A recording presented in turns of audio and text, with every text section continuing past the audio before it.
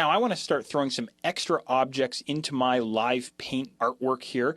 So what I'm going to do is I'm going to go and grab my line tool, and down in the bottom of my toolbox I'll get rid of my fill and I'll set my stroke to black. Go and grab black over my color palette or over in your swatches, and here's what I'll do. I'm going to click and drag from one side of my live paint object over to the other, and I'm making sure I'm getting a straight line here just by holding down Shift. That locks it in there. And I want this to be perfectly aligned, so I'll grab my black arrow tool, that highlights my line, and I'll shift click my live paint object, and then I'll just click on the appropriate align button up on my control bar. That lines everything up vertically. Now, what I want is I want this object to divide these other squares underneath it. Now, check this out. I'm going to go and grab my layers palette, and I'll pull this onto my screen so you can see what's happening. There's layer 1. I only have one layer. Now I have a live paint group. You can see it in there, live paint group. And I have a path on top of that live paint group. That path is this line that I just drew here.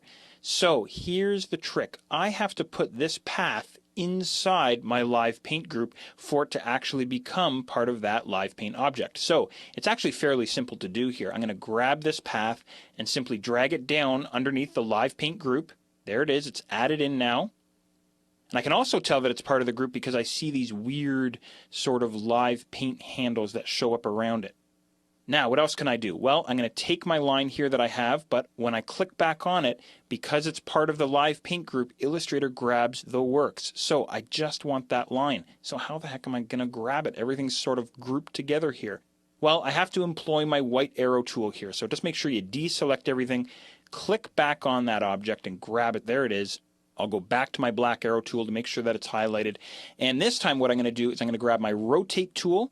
And what I want to do is rotate this guy around. I want another line going this way, going vertically, but I want to duplicate it as well. So as I'm dragging, I'm going to throw in Shift, and that locks it into the nearest 45-degree angle.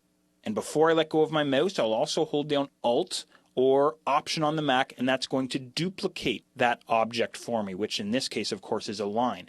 Now, take a look over in your layers palette. There's my vertical path. There's my horizontal path. In other words, the whole point to all of this is when I first drew my line, yes, it was sitting on top of my live paint object, but I had to drag it down inside the live paint group for it to actually become part of that group.